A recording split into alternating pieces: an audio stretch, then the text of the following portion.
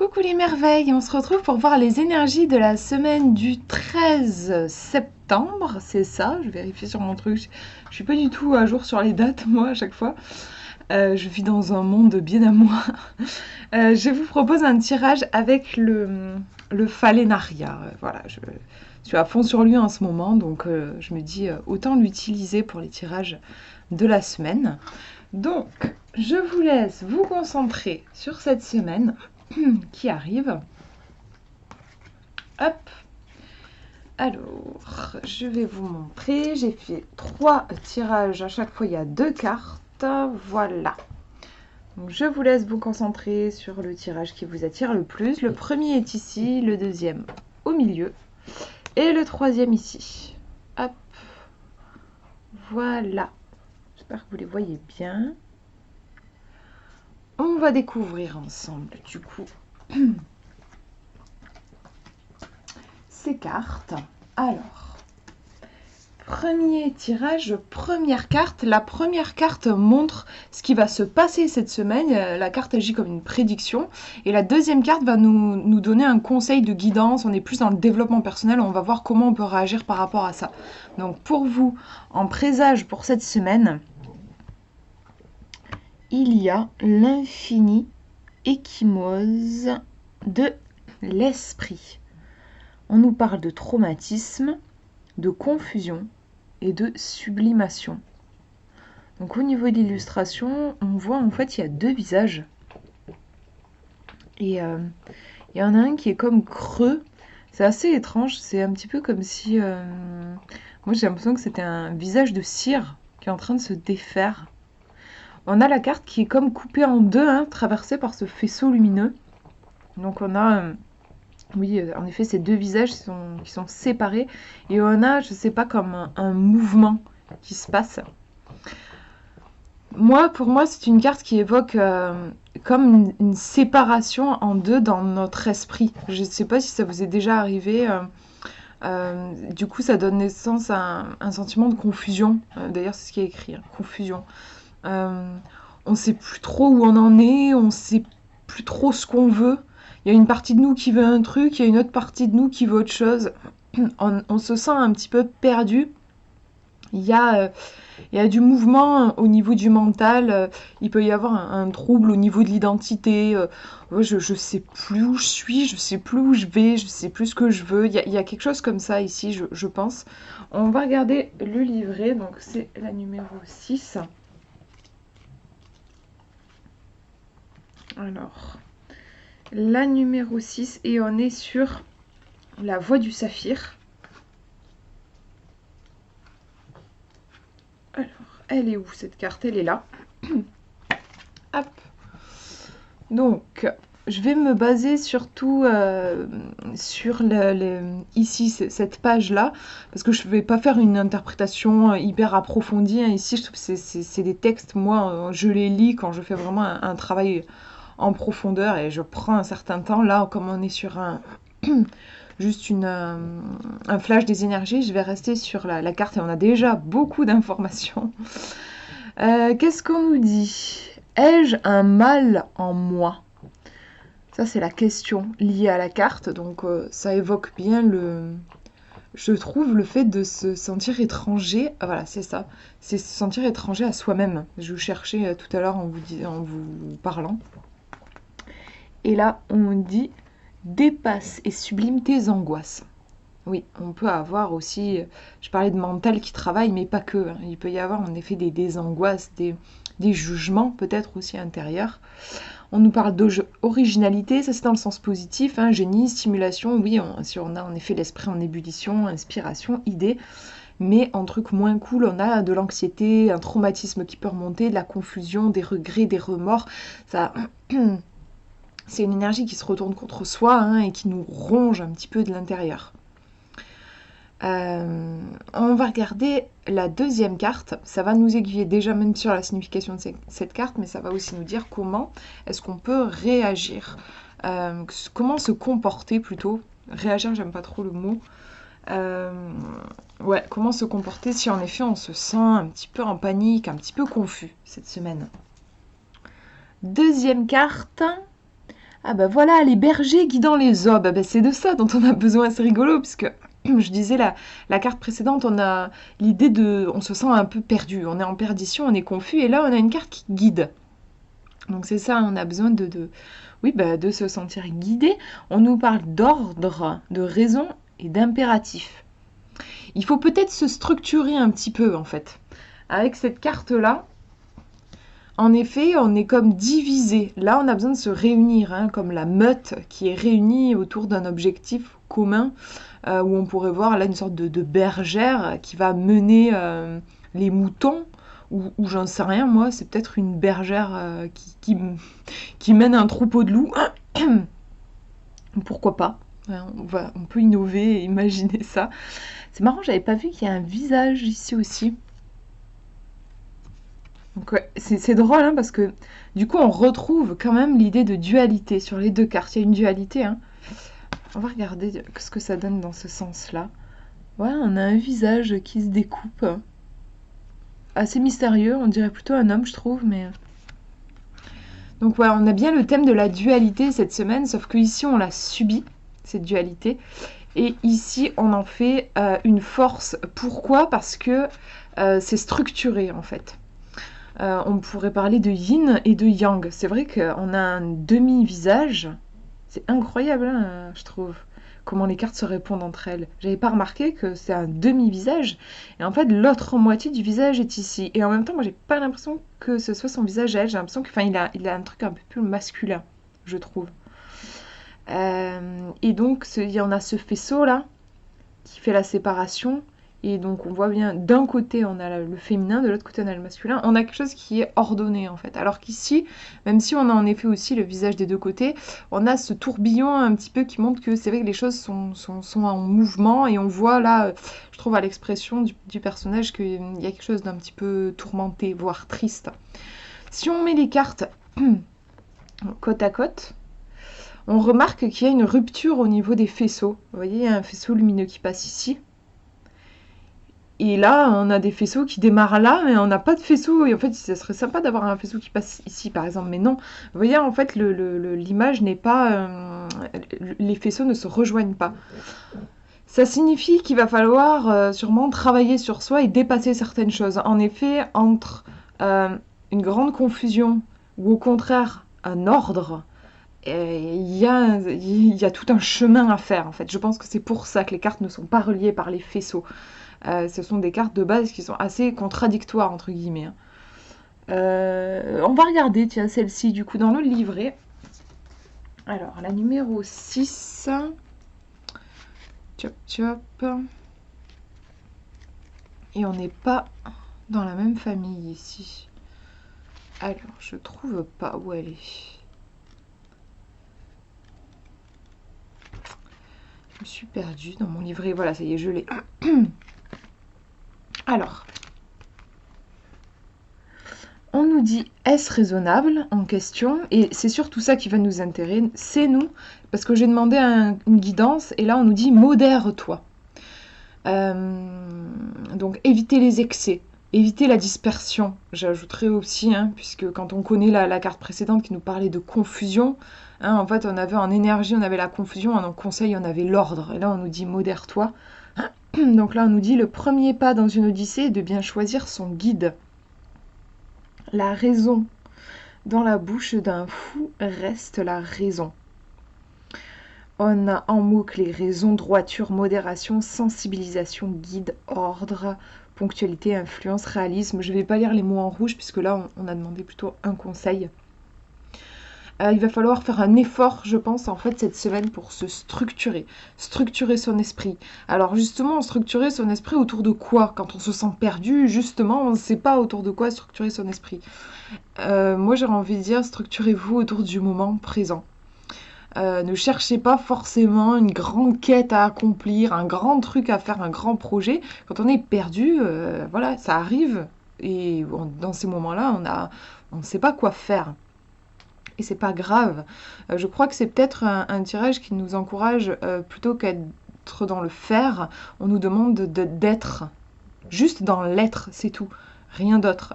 Et de se concentrer sur le moment présent, sur l'instant, sur les sensations, de suivre les signes, de suivre le mouvement de la vie en fait. Je crois que le guide, c'est ça en fait au final.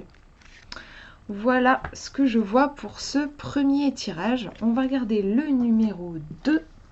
Maintenant, deuxième tirage, première carte qui montre les énergies pour vous pour cette semaine. On a la promesse d'un nouveau monde. Je ne sais pas ce que vous en pensez, mais moi je trouve ça chouette. Il y a l'idée en effet de renouveau. Après, c'est peut-être pas pour de suite parce qu'on a une femme enceinte, elle n'a pas encore accouché, mais je ressens moi une énergie très positive de vie. Il y a un potentiel, il y a une vie qui est en train de travailler sous la surface comme une graine. On nous parle de projet, de patience et d'attente. Donc, au niveau des énergies, je crois qu'il y a un enthousiasme qui pourrait émerger, des idées, comme une machine qui se remet en route, qui se remet en marche peut-être. Si dernièrement vous vous sentiez fatigué, avec une carte comme ça, on a plutôt une énergie qui est en train de renaître, on a une renaissance qui pointe en fait. Et c'est une carte qui est en effet très adaptée pour les projets, qui peut peut-être vous dire que cette semaine, ça va être une semaine propice pour travailler à la préparation d'un certain projet par exemple. On va regarder dans le livret, donc c'est la numéro 7, avec des petites vagues. Hop, voilà. Numéro 7, je vous montre. L'attente finira-t-elle bientôt? C'est la question liée à la question liée à la carte, j'allais dire la question liée à la question. Et en mot-clé, on a patiente. Enfin, pas en mot-clé, en guidance. Ici, au niveau des mots, on a le projet. Qui ne fait preuve de patience ne se rend pas digne de ce qui l'attend. Préparation, l'art d'attendre est un travail en soi. Promesse, gestation. Donc on est dans les préparatifs. On est en train de s'affairer autour de peut-être, oui, d'un projet, d'un objectif, de quelque chose qui nous fait du bien. Moi, je ressens un mouvement qui va vers la vie. On va regarder la deuxième carte qui nous montre le conseil, justement, par rapport à cette énergie de renouveau. Quel est le conseil? On a les légions ingénues. Donc on voit en effet des personnages qui ont l'air très jeunes. On nous parle d'innocence, d'intégrité et de naïveté. C'est très beau, je trouve, les dorures là qui agissent comme des rayons. C'est intéressant, hein. Je pense qu'on va regarder le livret, mais je crois que face à ces préparatifs, peut-être autour d'un projet, autour de quelque chose de neuf, on nous demande de faire preuve d'innocence. C'est pas un moment où il va falloir faire tout un planning, voyez, un plan sur le long terme, tout structuré, tout bien pensé. On va ici nous conseiller plutôt de se faire du bien, d'agir juste parce qu'on le sent. Sans forcément expliquer, voilà, avec un grand plat, un grand plan, et en expliquant petit A, petit B, petit C, pourquoi est-ce que je me lance dans ce projet, voilà. Non, là, on est dans l'instinct, on est dans la spontanéité. Bah, je me lance là-dedans parce que j'ai envie, parce que pourquoi pas, parce que c'est comme ça, en fait, hein. Il y a cet instinct propre à la jeunesse. Enfin, je trouve que les enfants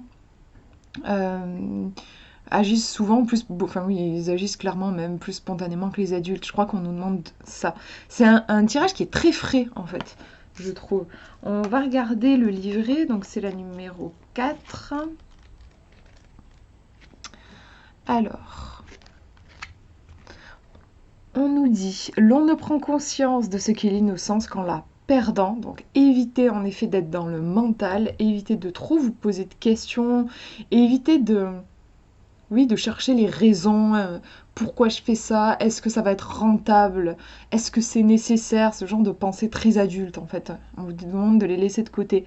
On vous dit reste humble au niveau du conseil.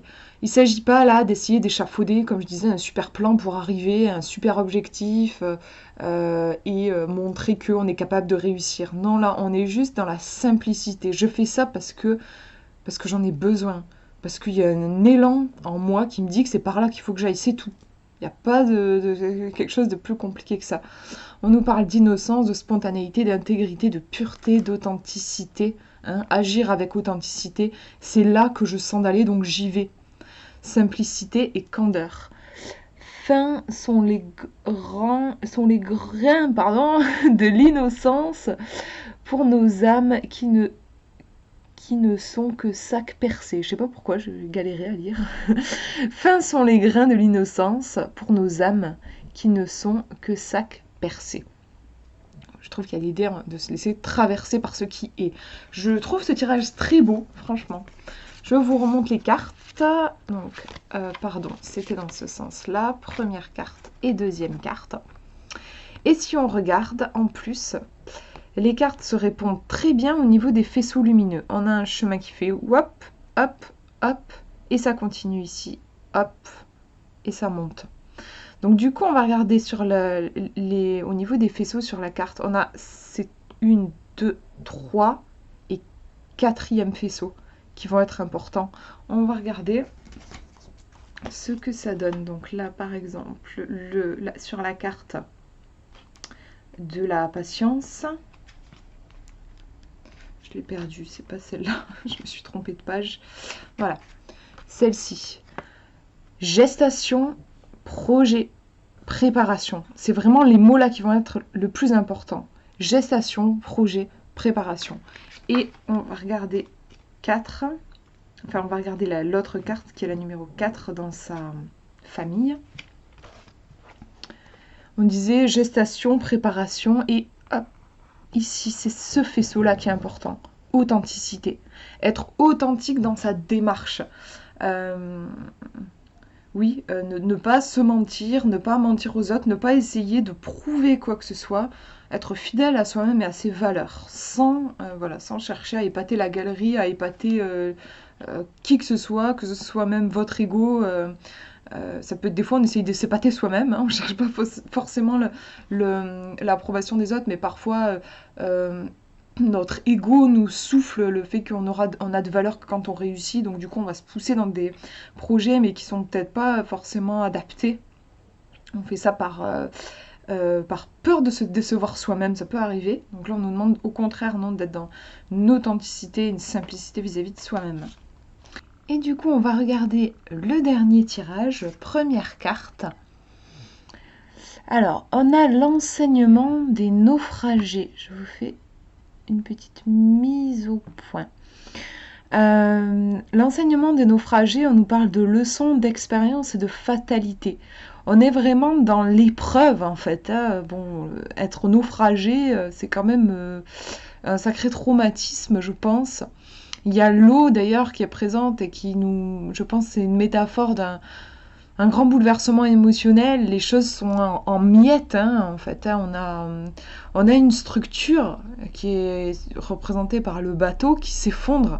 Ce sur quoi on espérait pouvoir traverser en sûreté, eh bien, ça se casse la gueule sous nos pieds, quoi. Donc, on a une grande fragilité qui en ressort sûrement, peut-être une remise en question aussi, pourquoi ça m'arrive, qu'est-ce que j'ai fait de mal, il y a le traumatisme qui, déjà au niveau du corps, je pense, être un naufragé, c'est quand même frôler la mort, donc il y a un sacré traumatisme au niveau du corps et qui entraîne après aussi toute une remise en question, une réflexion. Cette semaine, du coup, on pourrait se sentir comme ça, peut-être très ballotté par les événements, un peu les choses, d'avoir le sentiment que les choses s'écroulent sous nos pieds, ce sur quoi on avait compté, ça ne tient pas la route, donc forcément remise en question. Moi, ça me fait penser à tout ça, c'est pas une carte évidente. On va regarder, donc c'est la numéro 2 dans le livret. Numéro 2. Hop, je vous montre. On nous dit l'épreuve est la meilleure des préceptrices. Comprendre le destin, nul ne le peut. C'est comme vouloir comprendre la géométrie du feu. C'est intéressant qu'il parle du feu parce que le feu, c'est vraiment la force qui détruit et en même temps, par sa destruction, qui ramène la vie aussi. La vie, paradoxalement, c'est aussi la chaleur. Et c'est assez bien représenté par la créature du phénix, hein, d'ailleurs, qui meurt par le feu, qui s'embrase et qui renaît aussi par le feu avec les cendres. Donc on a une sorte de purification ici, je pense, qui se fait. On nous dit analyse, sagesse, expérience, réalisme, objectivité, compréhension, déduction, logique. On vous dit tirez-en les leçons. Était-ce le bon choix, hein, je vous disais remise en question. Et en mots en rouge, on a la fatalité, l'inaction, la constatation, la récidive. On peut avoir un cercle vicieux, j'ai l'impression, hein, le truc qui se répète si on n'arrive pas peut-être à rectifier le trajet de notre barque, hein, justement si on reprend la métaphore de la barque. On va regarder la deuxième carte pour voir de quoi on a besoin, comment on peut réagir justement face à cette impression que les choses s'écroulent autour de nous. Eh bien, il faut s'envoler. En effet, hein, quand on sent que le bateau commence à couler, il faut s'envoler. Alors, je pense que c'est une métaphore, ça peut être, il faut prendre de la distance, il faut voir les choses sous un autre angle, il faut prendre un grand bol d'air frais, il faut changer d'air, hein. On a ici plein de petites fées qui s'envolent, en effet, qui s'en vont. On a besoin d'aller voir ailleurs, on a besoin d'explorer autre chose. On a besoin de repartir sur de nouvelles bases, je crois, en fait. Hein. On nous dit départ, fin, métamorphose. Et je trouve que la métamorphose est importante ici. On a besoin de se transformer. Il y a un aspect un peu résilience aussi. Et il faut mettre fin. Je pense que c'est important aussi. Il faut mettre fin à quelque chose. Ce truc qui nous cause de la douleur pour avoir un nouveau départ. Il y a des choses qu'il va falloir laisser de côté pour pouvoir recommencer sur de meilleures bases en gros. On a donc c'est la numéro 9. Petite numéro 9, où es-tu? Là voilà, donc c'est en effet c'est la dernière hein, de sa famille, numéro 9. On voit bien que il faut mettre fin à quelque chose. Et en même temps, la fin de quelque chose, c'est le départ hein, aussi de quelque chose de nouveau. Si toute chose a une fin, toute fin est autre chose. Voilà. Cela va-t-il se terminer? Changement, métamorphose, évolution, dénouement. Il faut aller vers... Je crois qu'il faut aller vers autre chose. Il faut se réinventer. Il ne faut pas rester les pieds dans la gadoue, quoi. On a cette idée-là conclue. Voilà. Il faut mettre fin. En mots, en rouge, on a le bouleversement, la démission, le départ. La fin. Qu'est-ce que je peux vous dire? Ouais, moi j'ai l'impression qu'il faut dire stop.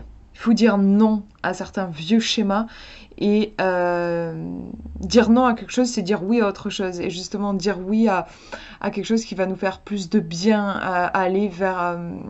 Alors après, des fois, on ne sait pas forcément hein, vers où aller. Mais ne serait-ce qu'avoir l'énergie et l'intention d'aller vers autre chose, c'est déjà un pas en fait. Plutôt que de se torturer et de s'obliger à rester dans des situations qui ne nous conviennent pas. Je voulais vous remontrer les cartes, voilà. Donc ici, on est avec l'enseignement des naufragés. Le naufragé, on a le côté, on vient s'échouer. Hein. Alors que là, on a l'envol, on est beaucoup plus... on prend notre vie en main, on va s'envoler, on va bouger, on va décoller vers quelque part. Là, c'est le naufragé, on est jeté à terre, hein, en fait. Et l'envol, au contraire, on va reprendre une bonne distance, je crois, et faire un bon bilan de sa vie. Au niveau des faisceaux lumineux, il y a une rupture, ça ne se suit pas. Vous voyez, là, on a un faisceau qui fait comme ça, comme ça, comme ça. Et là, on n'a pas de suite, en fait. Hein. Les faisceaux, ils partent comme ça, mais ici, ça ne suit pas. Donc, il y a bien un obstacle. Et c'est à cet endroit-là, c'est au niveau de l'envol. Cet envol peut être compliqué quand on se sent détruit de l'intérieur, en fait. Donc, j'avais regardé les cartes hors caméra. Et du coup, je m'étais dit, je vais tirer une carte à mettre entre les deux, en gros, pour voir qu'est-ce qu'on peut... de quoi on a besoin pour, justement, pour pouvoir aller vers cet envol, pour décoller un peu de cette histoire de naufrage. Et voilà celle qui était sortie. Donc c'est l'antre des énigmes. On reste dans quelque chose de très dark, hein, de très sombre. Péril, peur et prudence. On a en effet un monstre. Ça fait peur, quoi. Enfin, il est très beau, ce monstre. Mais en même temps, franchement, en fait, si je m'imagine dans la carte, franchement, j'aurais une trouille. Parce qu'il a un côté très étrange, en fait. Ces espèces de cornes qui en même temps se rencontrent, ce visage humain, ce corps un peu mi-taureau, mi-lion, un peu difforme, c'est assez impressionnant. Je trouve que c'est une belle représentation en effet des peurs. D'ailleurs, on a la lune qui revient ici au niveau de la queue ici. La lune dans le tarot qui est en effet associée aux angoisses, aux peurs profondes. Euh, ouais, on va regarder le livre. Donc c'est la numéro 2 dans sa section. Et voilà ce que ça donne. Donc on nous dit prudence, est-ce sans danger? La peur, pour garder son emprise, souvent elle-même invoquera le danger. La peur appelle la peur. Moi, je trouve qu'il y a quand même un petit peu cette idée. La prudence naît de l'intelligence, mais trop souvent grandit sous l'aile de la bêtise. Et on a forcément beaucoup de mots en rouge parce que c'est quand même une carte qui est très teintée de négatif, de douleur. On a de la stupeur, de l'inquiétude, peur, timidité, méfiance, crainte, danger, risque. Et sinon, on est dans la prudence et le questionnement. Je trouve que c'est aussi prudence et questionnement. Pour moi, c'est des cartes qui pourraient être assez reliées à l'enseignement des naufragés. On se pose des questions. Pourquoi c'est passé comme ça? Et prudence aussi. Je pense que quand on sort d'un naufrage, d'une catastrophe, après on a tendance à être très prudent, oui, à angoisser un petit peu. La sécurité en prend un coup, on va dire. Et là, on conseille, on vous dit, sois sur tes gardes.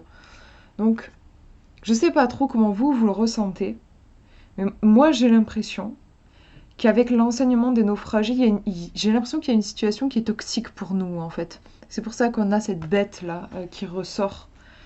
Et on a peut-être besoin de prendre une décision face à cette peur, face à ce monstre, face à ce gros machin là qui nous fait flipper. En tout cas, ce qui est sûr, c'est que le subir, je pense que c'est pas la meilleure solution. Parce que du coup, on tourne en rond en fait. On pourrait penser que peut-être d'ailleurs c'est cette créature qui est à l'origine des naufrages de la première carte.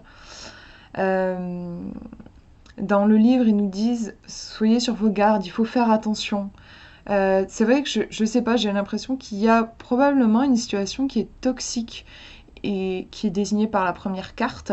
Et la peur, c'est un signal d'alarme aussi. C'est un panneau indicateur qui nous dit attention, par là, c'est pas bon pour toi. Alors, la peur, j'en avais parlé une fois quand je parlais de mon marcheur de papier, c'est que c'est un sujet compliqué, je trouve. Parce que la peur, autant parfois elle nous protège, c'est-à-dire en effet, faut pas aller par là, tu risques, voilà, comme je disais, le vertige par exemple, la peur de se mettre au bord d'une falaise, de base c'est quand même pour nous protéger, parce que si je tombe, c'est la mort, quoi. La peur est présente, voilà, chez les animaux, c'est un instinct de protection. Et parfois, la peur chez les êtres humains, euh, elle vient, c'est un mécanisme de notre cerveau, et ça on en entend beaucoup, beaucoup, beaucoup parler en coaching. C'est un mécanisme qui est toujours là pour nous protéger, mais le problème c'est qu'il veut tellement nous protéger qu'il nous enferme, et là il nous empêche carrément d'accéder à nos ressources et de vivre des expériences, et là c'est une peur qui doit être dépassée en fait. Et faire la différence entre les deux, c'est important selon moi. Je trouve qu'on parle beaucoup aujourd'hui, le coaching est vachement en essor et on parle beaucoup, voire que, d'une peur qui doit être dépassée. Et pourtant, il existe bien une peur des fois qu'il faut entendre. Donc pour moi, pour savoir faire la différence, en fait, il faut chercher si face à cette peur, il n'y a que du désagréable. S'il n'y a que du désagréable, si c'est l'enfer, si vous en pouvez plus, pour moi, dans mon expérience, quand j'ai vécu des moments comme ça, c'est que c'était une peur qui était là pour me protéger. Il faut l'écouter, en fait. C'est qu'il n'y a vraiment rien de bon pour vous. Il faut aller voir ailleurs. C'est toxique pour vous, en fait. Si la peur est là, mais elle est mêlée d'envie, d'excitation, par exemple, c'est souvent le cas pour des projets, on a la trouille, mais on a envie quand même. S'il y a de l'envie, s'il y a même une petite dose d'espoir, s'il y a un petit truc qui vous accroche, moi, j'irais de continuer quand même. Parce que ce serait dommage de passer à côté de quelque chose d'important. Mais voilà, donc du coup, essayez de voir si cette semaine vous vous sentez mal, en effet, chahuté par la vie. par rapport à une situation, j'en sais rien, ça peut être dans le domaine amoureux, professionnel, j'en sais rien, mais vous vous sentez mal. Essayez de voir, est-ce que vous vous sentez juste mal, vous en pouvez plus. Et là, ça veut dire, et moi le tirage, je trouve, a l'air d'aller dans ce sens, faut arrêter là, faut arrêter d'aller par là. Il faut prendre son envol et il faut aller voir ailleurs. Il faut clôturer ce truc, ce schéma pourri là, en gros. Enfin, quand je dis pourri, c'est pas négatif, mais qui pourrit en fait, hein, la pourriture, le truc. Il n'y a plus de vie en fait. Faut aller donner l'énergie ailleurs. Moi, je ressens qu'il va dans ce sens-là le tirage. Mais peut-être, je vous le dis quand même, parce que moi, là, je fais un tirage qui est général. Peut-être que pour vous, ça parlera autrement. Et si justement vous ressentez en effet de la détresse, des difficultés, mais qu'il y a quelque chose qui vous raccroche, vous sentez que vous avez quand même un petit peu d'envie. Il y a un petit truc de l'espoir, il y a quelque chose de l'ordre de l'agréable qui arrive à perdurer au sein de la douleur. Moi, j'ai envie de dire, oui, continuez. C'est possible que les choses finissent par passer, entre guillemets, enfin que la peur finisse par partir parce qu'elle était là juste par peur de l'inconnu, en fait. Hein. Mais là, franchement, avec le tirage qu'on a là, je crois que c'est plus qu'il y a quelque chose qui vous bouffe et il faut y mettre un terme. Voilà. Après, je vous laisse voir de votre côté comment vous le ressentez. Bien sûr, faites confiance à votre ressenti avant tout. Voilà pour ces tirages. J'espère que ça vous aura parlé. Je vous souhaite une très très belle semaine. Je vous fais de gros bisous.